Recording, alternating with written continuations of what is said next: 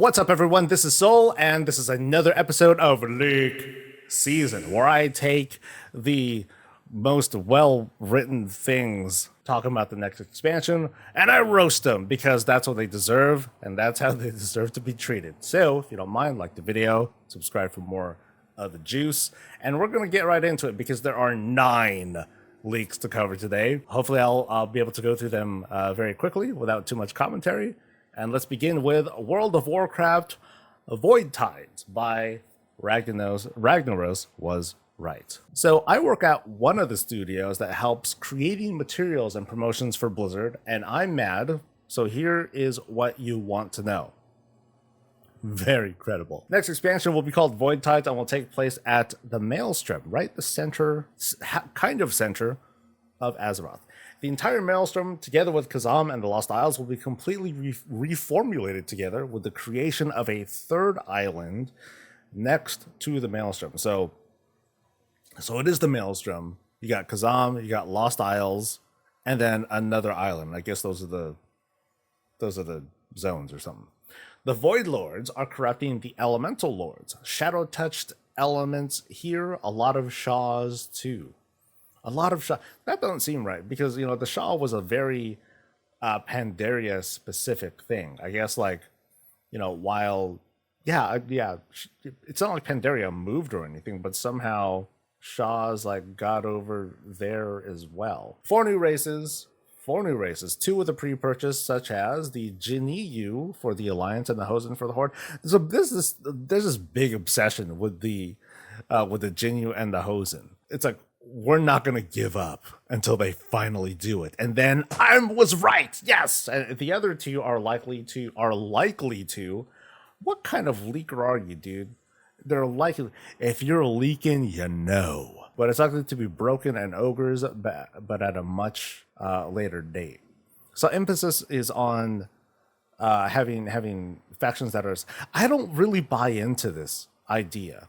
You know, leak aside because it's fake as hell. I don't really buy into the idea that new races are not going to be like neutral going forward. I just don't see it. It's hard to see, like, you know, faction specific races being a thing anymore.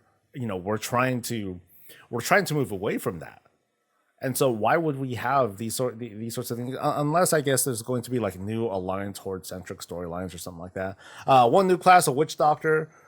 And that's it. That's nothing new, no example abilities, just like Witch Doctor. Yeah, they'll get it. Is it like the Warcraft 3 Witch Doctor, where they lay down like a totem, which was like kind of like a shaman? Or is it going to be like a Diablo 3 Witch Doctor, which would be awesome, but maybe too awesome because they got little potato men? Well, that's what I call them. Reformulation of necklaces and rings to help revive jewel crafting. I'm guessing this player is a jewel crafter main. All will have sockets like the Onyx Amulet. Tons of glyphs together with a collection area for them. This person also is a scribe, or this was me who wrote this. Renown and rep for the account. Release at summer 2024 and announcement at BlizzCon. No player. Fuck you, man. Screw you, dude.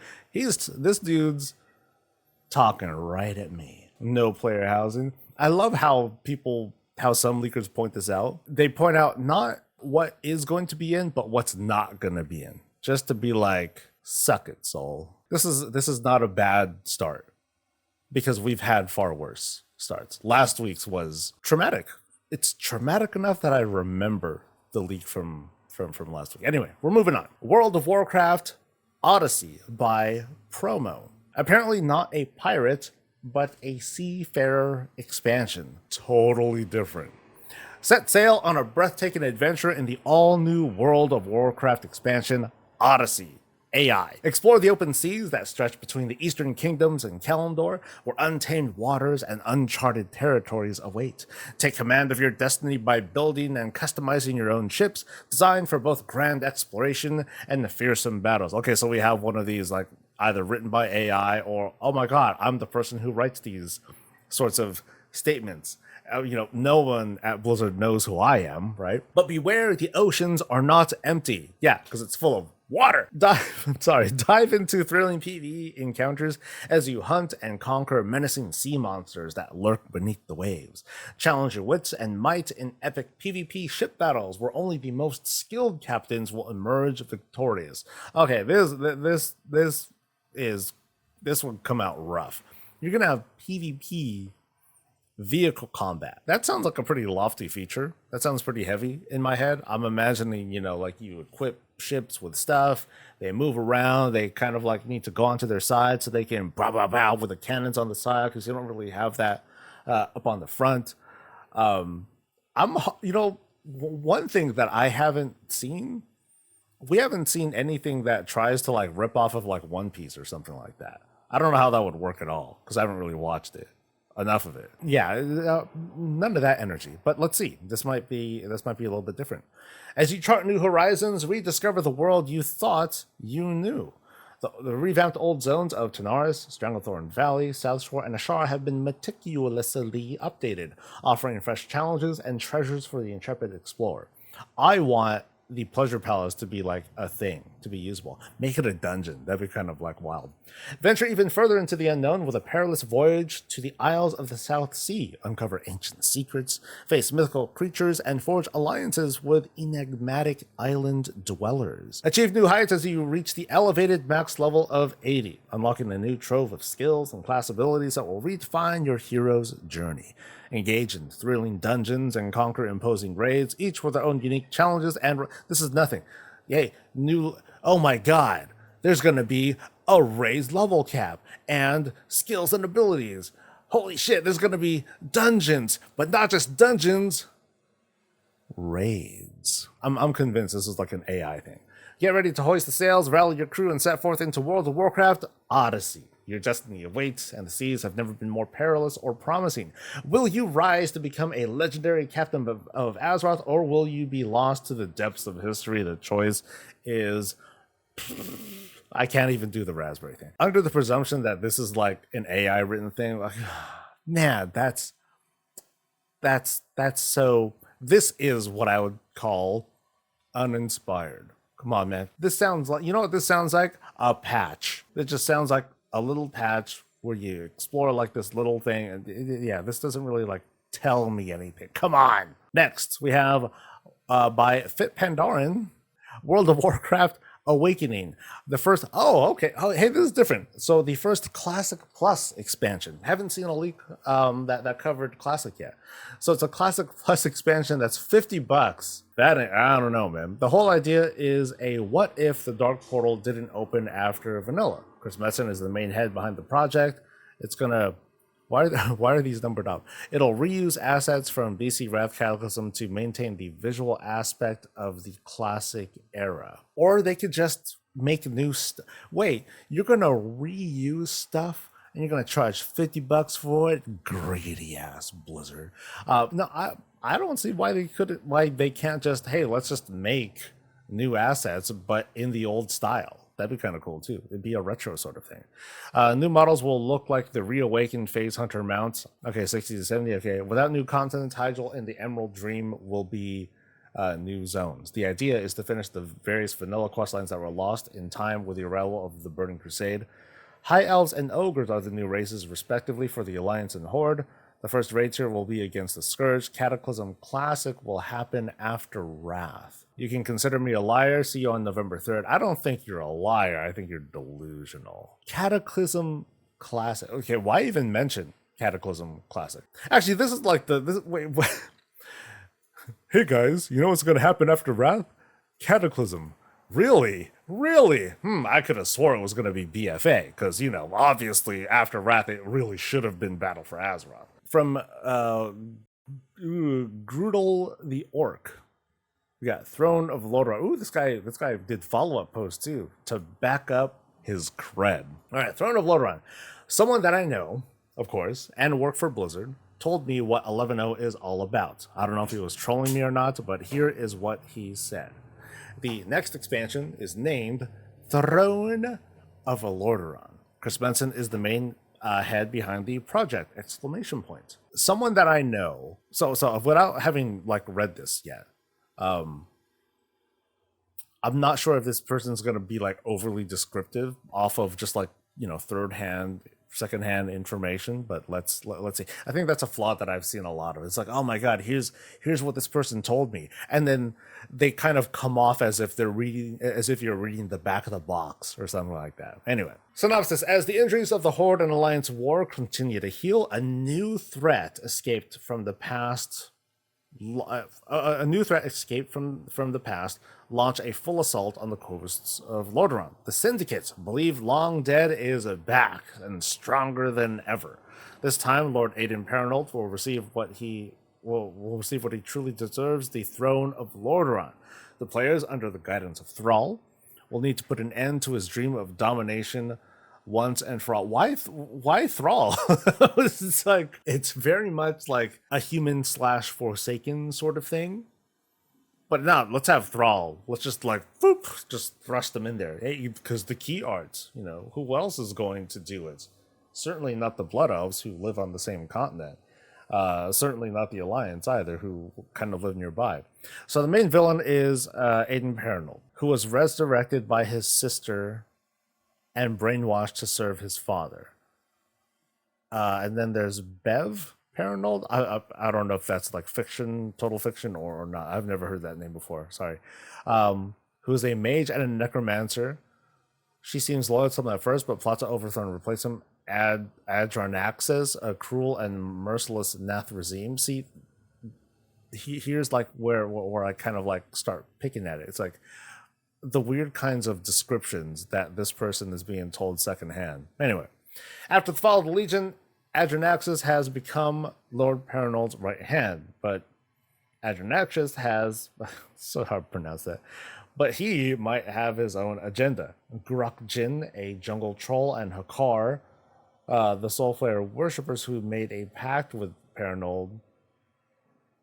I need a list. And then there's High Inquisitor, whatever, Adrian, whatever.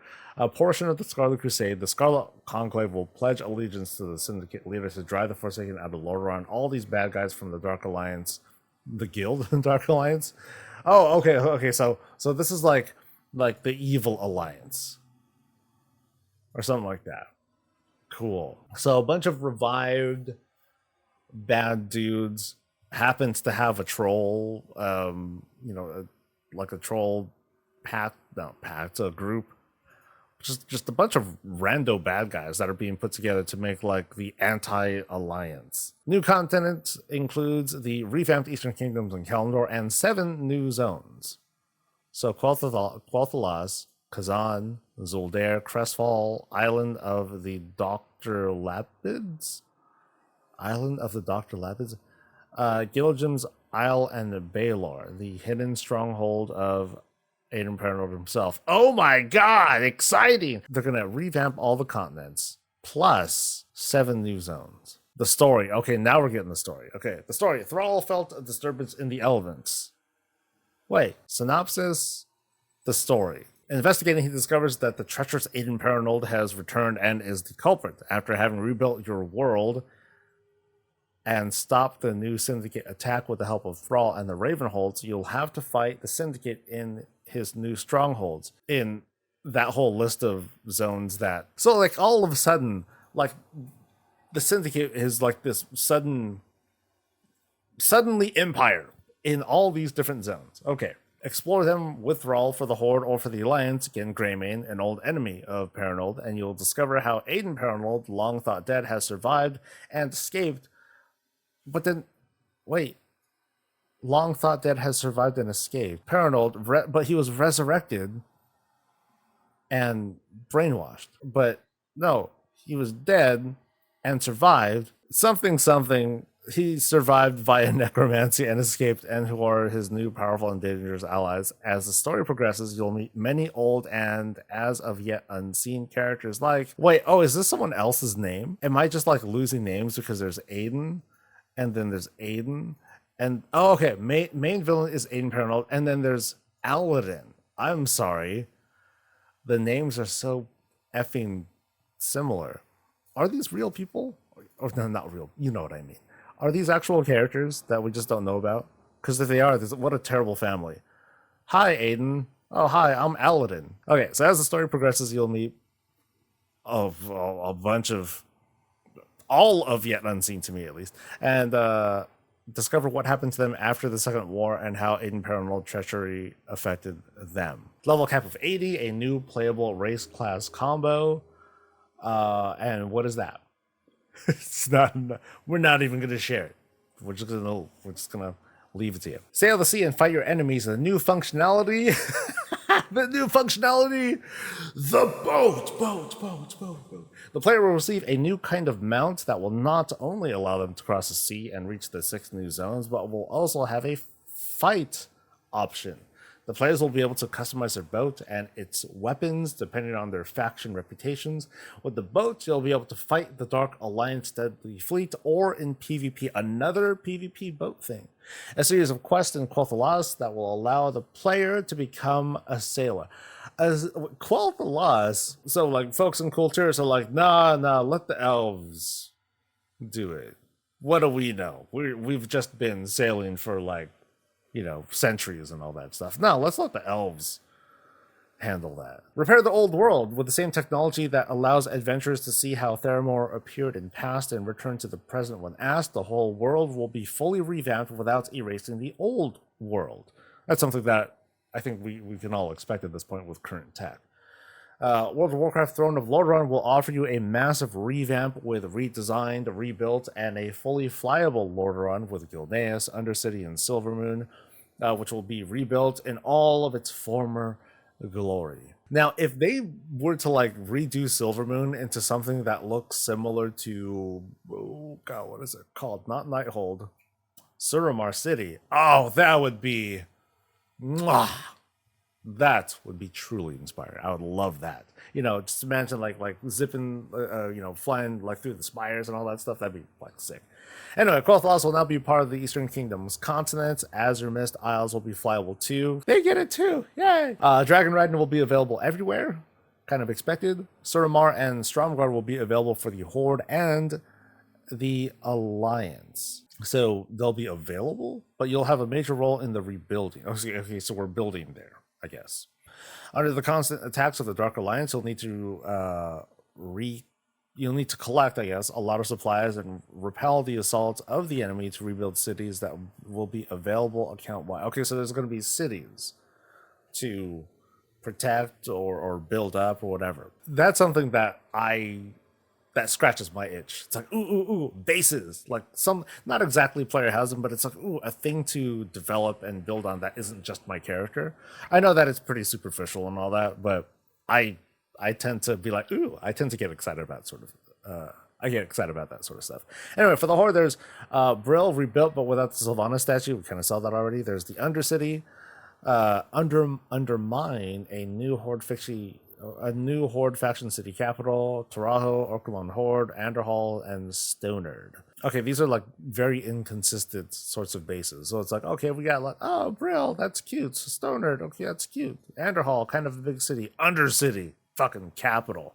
We got there's like a big differences there. Now, I'd be curious about how like a sort of like rebuilding sort of thing, like how that would work out mechanics wise, or if that would just be like considered outdoor content, something. For the Alliance, they're going to get South Shore. They're getting that back. They're getting Darnassus. Wait, this is a big deal, all right? You're going to rebuild Darnassus. It's not even, hey, we're going to make a new city. No, we're going to call it Darnassus again. Gilneas, this is something that Alliance players like absolutely deserve after like over a decade now. Theramore, Netherguard Keep, Menethil, that will have a Venice flavor. What zone would this be in? What zone would you pull off like a sort of like, very aquatic, that sort of thing. And then there's Darkshire, damage after the betrayal of the Night Watch during League Darkshire. So south of Elven Forest, I think that's what we're talking about. Then there's neutral cities, Steam Whittleport, and the Vale of Eternal Blossoms. Okay, this person had better describe like what this means, otherwise I'm going to lose my excitement hella fast. Players will need to build walls, Altar of Kings, barracks, workshop, and armory to protect the newly rebuilt place against the Lord of Alterac. Cool. New cosmetics that will evolve with the level. There are 2 new war fronts. Ooh, war fronts. So this person is at least trying hard. They're really like they're really going all in with this kind of bad idea. But they're trying. I'll give them points for effort. So Warfronts are coming back. That'll put you against this Dark Alliance. You fight the Dark Alliance and its new strongholds, Crestfall and Zul'Dare. Alterac and Stromvad will be fully rebuilt too and inhabited by enemies. It'll be a major quest location at a high level. We got 7 new dungeons, not an even 8, huh? Very, very odd to only have 7 dungeons. So we got the Scarlet Crypt, a new wing of the Scarlet Monastery. It's like, okay, we went across, we went up, kind of, and now we're gonna go down into like more Scarlet stuff. Man, that's like the most intense building, structure ever. There's a Void Temple set in the new zone of Quothlas. A group of High Elves and Blood Elves and Void Elves are barricaded in this place, and you will race against time, Mythic Plus, to stop the Dark Alliance before the Elves from this place join them. Ogrim Naval Base. A long time ago during the Second War, Ogrim Doomhammer had a naval base hidden in Crestfall. Now the Dark Alliance has taken full control of the ruins and rebuilt the base. Players will have to venture into it to uncover some terrible secrets. This sounds kind of neat. Going into like really old places from Warcraft history and kind of revisiting that stuff. I mean, some of the Lorners might be like, "Oh my god, cool throwback," and some others might be like, "Okay, what is this?" But I think tapping into that where it's tasteful is pretty cool. So I think this was like a cool idea for a dungeon. Zul'Jin's prison. Zul'Jin was once detained in this sinister place. Now forgotten horrors have awakened, and Impernold is eager to use them. Okay. Zul Akan Tower. At the top of this island, some Gurubashi trolls are ready to resurrect Hakar the Soul Flare once again. The players will have to stop them before it's too late. Interesting that he points out the boss's name here, but none of the others. That's a very interesting inconsistency. Scarlet Concordat Temple. Members of the Scarlet Crusade, the Syndicate, and some Gurubashi have made a pact to form the Dark Alliance, and this unholy union is run from this dark place. On the island of Dr. Lapidus. That's a weird-ass name. It's time for the player to put an end to their actions. Final boss is another specific person. 1 new raid, Alterac's Royal Castle. In the center of the Alterac town, the Alterac Royal Castle is the heart of the Paranoid Power. Players will have to venture into it to end their legacy. The final boss is not Aiden Paranoid, but Aladin Paranoid. So this person is alive, not resurrected and undead or whatever. New races. Okay, here are the new races. As the newly resurrected Aladin Paranoid try again to enslave them, some of the ogres from Alterac rebel and join the Horde. That's plausible. I mean, for the Horde, yeah, sure, I guess. I'm still not convinced of faction specific things. And then Furbolg for the Alliance. Having known the possibility to corrupt these peaceful creatures, Aiden sends his daughter, the Necromancer person, to make the tribes from Zul'Dare and Crestfall part of his newly great army, but some escaped and rejoined the Alliance in the hope of saving their enslaved brethren. Not a lot of great takeaways from here. I think some of the dungeon ideas aren't so bad. The race thing, still not very convinced about that. The plot is confusing as all hell. And I think he mentioned like a race class combo. Yeah, a new playable race class combo. Nope. Not going to tell you what it is though. I was hoping for that. Another boat option with weird PvP stuff. I'm still not convinced that that's going to be like a great thing. I do recall that early on with Dragonflight's announcement, one of the quest designers was talking about, yeah, we're all going to travel to the Dragon Isles together, and then there's going to be like this little event where Horde and Alliance, they don't exactly fight each other, but they kind of like, mess with each other on the ride there. And that never panned out because it probably just, it might not have just turned out fun. Could be as simple as that. So trying to go all in with the whole boat thing again, I don't quite see that happening. That part is not very convinced. The city building is kind of cool, but there's no follow-up on it. So there's nothing here to make it seem like, oh, okay, what's going to make this like feel cool? What's going to make the player feel invested into something like this? So I would have liked to have learned more about that. Moving on. 11.0 expansion title leak by Throwaway Parati. 11.0 is called World of Warcraft Ascension, which is the same as a private private server. Okay, so okay, it's a private server ad. It's not a lot of information, but it's at least factual. In case you want the story, yeah, sure, why not? My friend brought me to a party to meet some of his friends, and one of them works on the WoW team. I got to talking and asked about being a game dev, and he was talking about how there's little job security.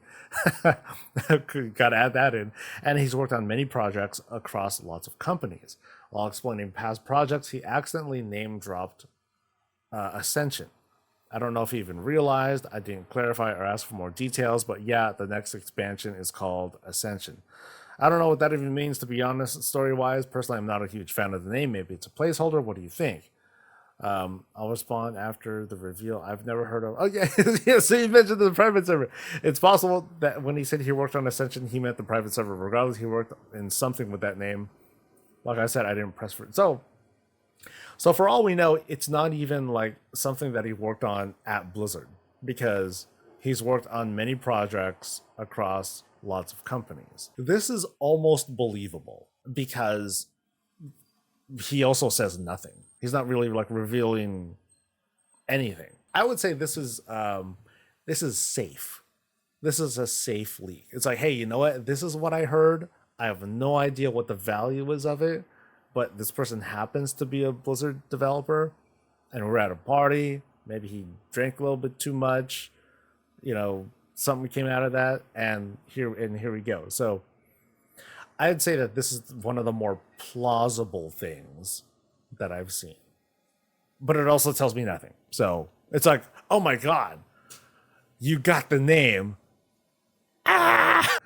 Next by WoW Frontier, possible leak based on promotional artwork. Okay, just want to share that this might be a thing, but might not be. I love the lack of confidence. I work at a place that distributes promotional materials, another one of those, and I sat in what was supposed to be a closed-door meeting to go over a bunch of work stuff, including what happened to be World of Warcraft related. But a lot of people were shuffling in and out, so there's no way I'll get caught for sharing. It was supposed to be a closed-door meeting, but so he's at least trying to,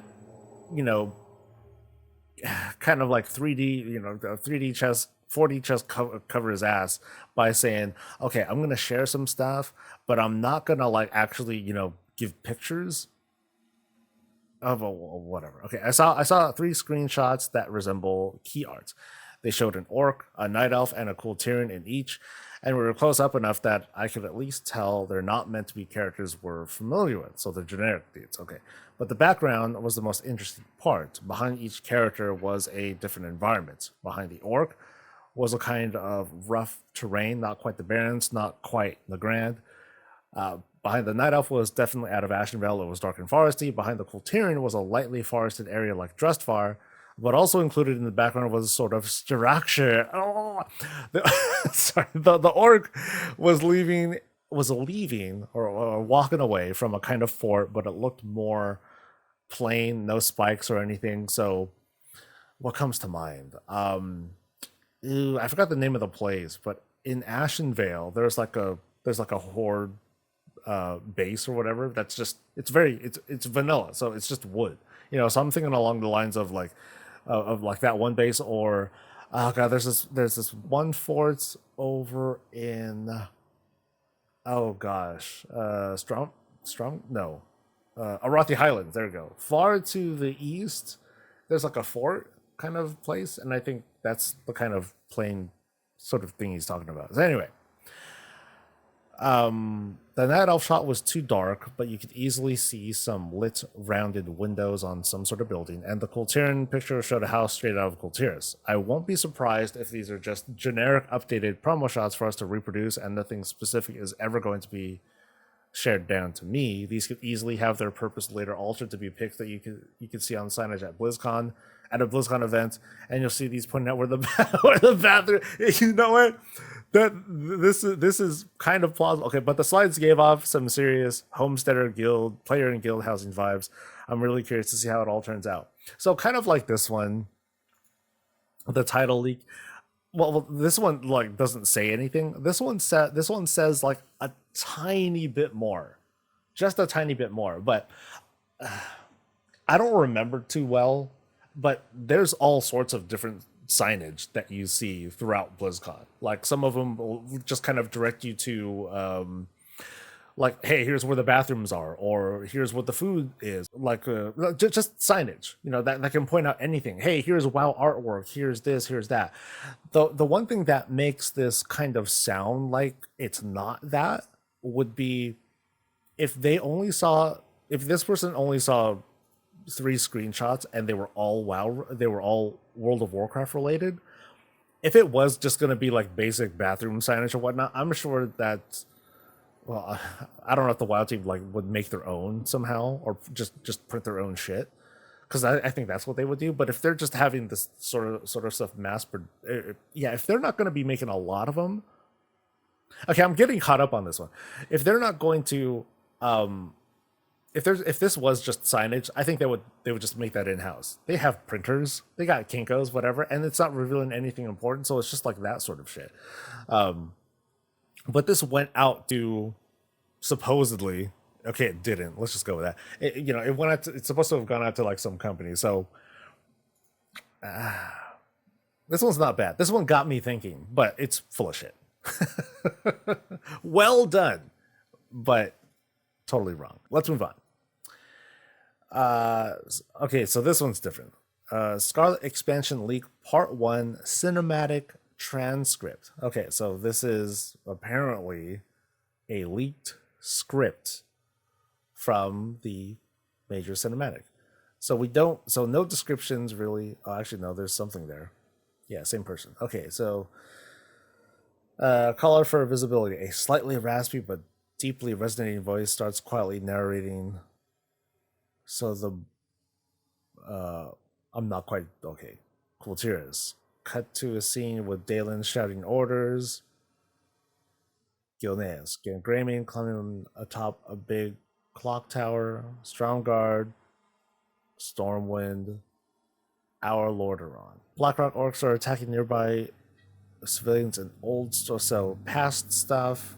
So we're seeing lots of, I guess, descriptions of things that happened before. Scarlet soldiers receiving tourniquets in Old Stratholme. Years of fending off undead filth made our ranks weary. So they're all mentioning this, like just kind of quick one-liners. Sally Whitemane's body being raised to undeaths. Okay. As an attempted leak, this don't work. This reads off as very. I mean, it's not very plausible because you're doing an entire storyboarding via text, and we're supposed and apparently this person was able to like see both the scripts and like the general idea of what's going on. Cut to the scene. Lordaeron Gates camera quickly turns, revealing a light-drenched Renault approaching with a massive legion of light resurrected Scarlet Crusaders, including several familiar figures standing firmly in the scene's background. Yeah, this just doesn't come off very well. Let's see what the second post is, because this is what the post should have been. Really, like this. I guess this was supposed to try to, hey, here's the cred, right? This is like some cool, unique thing that we're bringing up, but it just doesn't really come off very well. Anyway, it's called Vengeance of Kingdoms. The Scarlet Crusade and the kingdoms of old have been resurrected, but with a holy vengeance. The once glorious nations of Stromguard, Altrat, Gilneas, Stratholme, and Lordaeron have been swiftly rebuilt with their newly discovered holy abilities, and time went by. Now, after a year after narrowly holding back their crusade as magical blockades weaken, where there may be hope for the heroes of Azeroth. With ancient underground titan forges left by Tyr himself before his demise, capable of ordering the creation of weapons strong enough to quell the Light's call and slice through the Scarlet's light-imbued bodies, discover the mysterious entity behind their new power, and help bring an end to the Scarlet Brotherhood, this time permanently. A bunch of dudes were resurrected by the Light. I don't think it's exactly mysterious, because we've had Kalia be raised by a Naru. So this would be kind of almost the same thing, but it's by just a Naru and not like a whole, hey, I'm partnership between Naru, the Naru, Anduin, and Alonzus Fowl. I believe they all had a hand with Kalia being reanimated or resurrected, whatever you want to call it. I think what this fake description also doesn't do is to kind of account for the time that has gone by since the Shadowlands expansion and the time skip that had happened. So the events of Shadowlands took this much time, and then the time between Shadowlands and Dragonflight took this much more time, and then the time between Dragonflight and what's going to happen here, there's got to be that too. I feel like some of these leaks, or none of these leaks, have really tried to address the passage of time that has gone on Azeroth that we just haven't seen for the most part. We see like little tiny bits of it, like from the Allied Quest, not Allied Quest, the Heritage Quest lines that we've seen, but not very much. Journey to level 80 in the Scarlet Land of New Lordaeron in this faithful reconstruction of the famous classic kingdoms. Newer players may also join in the action immediately in the form of a destiny change and update to the whole of Eastern Kingdoms. Create your own weapons of power with a new artifact forge system, oh boy, putting every detail of your Titan weapon's appearance directly into your hands. Choose from weapon types, spell effects, etching patterns, and colors in this new cosmetic system, asterisk. Oh god, there's a lot of them. Oh boy, okay, anyway. Discover forgotten cavernous networks beneath the kingdoms, traveling below Scarlet Contested Zones, Erythor, Mount Alteract, Gilneas, Northern Lordaeron, and New Stratholme in the 5 Suramar-style endgame quest campaigns with stealthy solo gameplay. So 5 Suramars. I don't know how well that would come off, because while the Suramar quest line was quite enjoyable, I kind of remember myself, boots on the ground when I was playing through Suramar, and it was a lot of, hey, cool, I've done this much, now I got to rep up. There's like a bunch of rep gates to overcome with doing that once I hit max level, which is sounds like that's what's being proposed here. A bunch of that. And when I was done, this is just me, right? When I was done, I never repeated the quest line again, because for the most part, what I got was, mostly cosmetic stuff, and that's cool.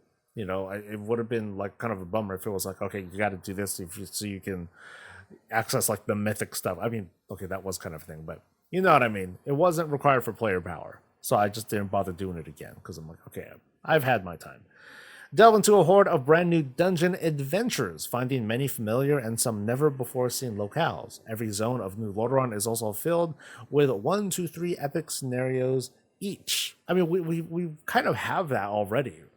Scenarios are just kind of like a natural thing that happens these days. It was like a big deal when they started doing it, and then they kind of like, I think the tech cassette kind of changed. Anyway.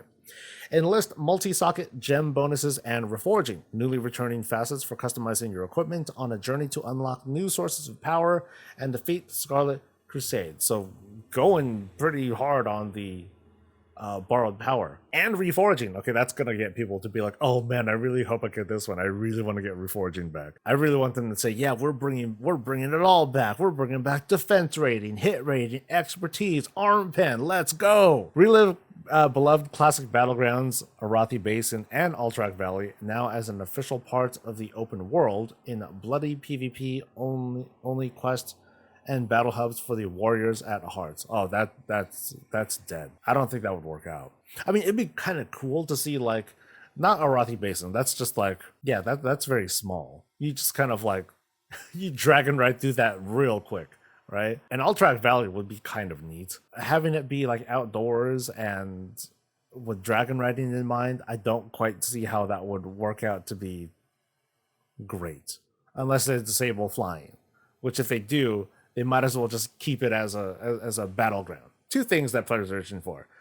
Based on, like the Burial video from the other day really emphasizes too. It's like people seem to be really interested in like new things, revamps, But also, like, I think that players are looking for like a system to like.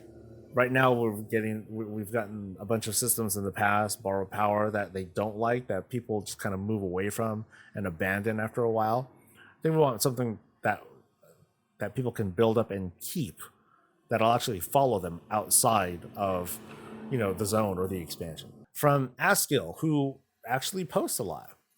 Interesting. Leak from, let's say, BlizzCon prep. Okay, this probably doesn't have. This probably is a non-serious leak, just like all the others, but this is legit because I have sources and they be legit. How far am I going to get before I give up on this one? Okay, so World of Warcraft, Secrets of Arda.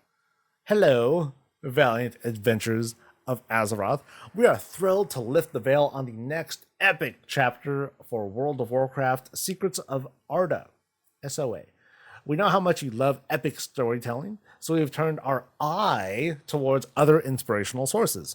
A mysterious rift has opened, leading you to a land shrouded in myths and legends. As always, we're committed to delivering expansive worlds, intricate mechanics, and unforgettable narratives. I feel like I'm being led up to like a super troll. Key features include the 5 realms of Arda, including the Shirelands, a peaceful and bucolic zone with quests focused on community and kinship, Riverdale, Smirkwood, Condor, and the fuck out of here. We're gonna keep reading. Fuck it. Riverdale, a high-level zone with elf shit, right? With challenging mechanics and deeply engaging storylines. Smirkwood, a dark and twisted forest featuring survival mechanics and full of hidden dangers. Condor, a PvP-focused zone with castles, strongholds, and a new large-scale siege warfare system. And Mordor's, the ultimate endgame zone featuring raid bosses inspired by the Dark Lord Ronsau himself. I don't know what Ronsau is. And his many doors. New playable race, the small folk, of course. Sub-races include hill folk, river folk, and the meadow folk. Unique racial abilities like second breakfast to boost stamina and sneak for stealth missions. New class is a shadow wraith. Okay, that's a cool name if nothing else. Master the dark arts and control shadow magic. Specializations include Dread Knight, Shadow Mancer, and okay, they gave up. Let's just call him Nazgul. A fellowship system. Team up with other players to tackle exclusive group quests and earn special rewards. It's called quests!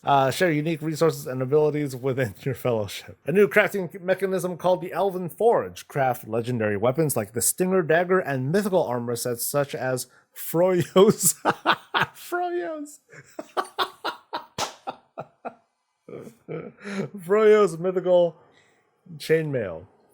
New mounts include Skyhawks, Timberwolves, Thunder Mammoths, and the rare Sam. Oh, God. No eagles? Not even eagles. Come on, dude. Epic questline, the Ring of Fates, of course. Uncover the mystery of a powerful ring and decide its destiny. Will you wield it or destroy it? Additional features, Mythic Plus dungeons inspired by iconic locations like the Mines of Mirawa, Knee Pads Deep, and Darabur. Raids featuring iconic foes such as Shadowfire monsters, Wither Without Wings, the Sorcerer of White, and the Wraithlord Master. New PvP arena includes the Mithril Tirith Siege. Hundreds of new items, achievements, and much more. Well, that's great. Exclusive in-game pets, baby Legolas, and mini Gimli. Oh man, if I read too much more of this, I'm going to get like a copyright strike. Early access to new zones and the fellowship system with pre-orders. Prepare to explore the enigmatic lands of Arda, meet new allies, and confront the shadows that lurk within. Beta signups, developer Q&As, and further announcements will be coming soon. Okay, you can stop now. Ready your weapons and weave your spells. The secrets of Arda are waiting to be uncovered for the Alliance and the Horde. I think my favorite part was the Condor and the Mordors. One more. Thank goodness. From Till, who has also not been banned yet. While 11.0 leak lands united. What I'm about to say might sound crazy, but it's true. I work at Blizzard. That's what I wanted to hear. That's all I needed to hear. I work at Blizzard. Here we go. This is the real one. Trust me, here's the leak I wanted to show you. Azeroth is waking up and is being invaded, but the player characters are sick of world-ending events. So they decide to go on an expedition to the other side of Azeroth, and they ask their faction leaders for fleets to take them there, and no one would refuse to do a favor for the strongest beings in the universe. Oh God. Lacking enough troops to protect the world during their vacation, the faction's leaders decide to ask old allies and friendly races to join their ranks. The pre-patch will be about getting your expedition ready and welcoming the new races into your faction. The world, but then the champions are like away; they're gone, right? The world revamp will come first to the most important parts of the Eastern Kingdoms and Kalimdor, and in later patches for the rest of the map. New races include the Ethereals, who are neutral. They've been making a profit with Transmogs for so long with both factions that when Thrall and Trellian asked them to join in the new expedition, they just accepted. More effort, please, come on, guys. Murlocs for the Horde. Thrall went to Azmurloc to help with the time rifts, and the Murlocs there wanted to follow him so much that Sorodomir couldn't say no. He's like, Thrall's become their god, their green god. Hosting for the Hordes, Thrall sent them a letter, and they came running to Og. Sethrak Thrall went to the... What the fuck? He just went to a safari. Awesome. For Tollens for the Horde, Thrall did something. It's just to balance with the Tuskars. Okay, let's hurry this along. Okay. Mogo for the Alliance. After their defeat in Mists Pandaria, they realized that going against cosmic-powered champions of Azeroth was a bad idea, so they decided to go exploring the sea as a way of repentance. And since the Alliance loves that, they were invited. Jinyu for the Alliance. Trellian sent them a letter, and they just came running. Okay, you know how this is fake? They came running. They're Jinyu. They should have swam. Come on, man. Sigh. Okay, Arakoa for the Alliance. Alliance needed some diversity of monster, and they weren't doing anything more important. And Tuskars players love them in Dragonflight. That's it. New specializations. Okay. Commander for the warrior. Lead your allies in the front lines and grant them move speed, damage mitigation, and buffs that reward coordinated play. That would be kind of a cool buff. It'd be a complicated buff. You know, put the warrior in front of the party, and people behind them get like cool shit for it. That's kind of neat. Even though this is beyond fake. Witch Doctor for the Shaman, Hexes for the enemy, and then Healing for the allies. But no Potato Men still. Come on. Sacrifice for the Demon Hunter. Weaken your foes to hunt them down with your allies, granting them a critical strike and attack power. How come the specializations are like more serious than like the rest of this? Soulmender for the Warlock. Infuse your allies with Shadow at the cost of your health. Then drain your enemies to also heal your allies. Forest Fire for the Druids, the least crazy Druids of the Flame. They wanted a redemption. The Alliance and Thrall granted so much Thrall. Thrall this, Thrall that. I guess it's the whole Metzen angle. The specialization focuses on causing burns, AoE, and imbuing fire damage on their allies' attacks. As a healer, Necromancy for the... Yeah, Death Knight, heal me with your necrotic power. Keep your allies alive with stitches and the flesh of your enemies, and the ones you can't save will be brought back to the fight as zombies. And then tank for a beast for hunter tank. Okay, this at least is like a unique... You know, some of these ideas are at least unique, but although the premise was like, motherfucker. Get out of here, dude. Hello to you too. Man, so that was it. That's League season. Which one was your favorite? Okay, none of these were my favorite. This was just a really bad one. But let me know what you guys think in a comment below. Leave your comments, whatever you like. Stay safe, stay healthy, and as always, stay breezy.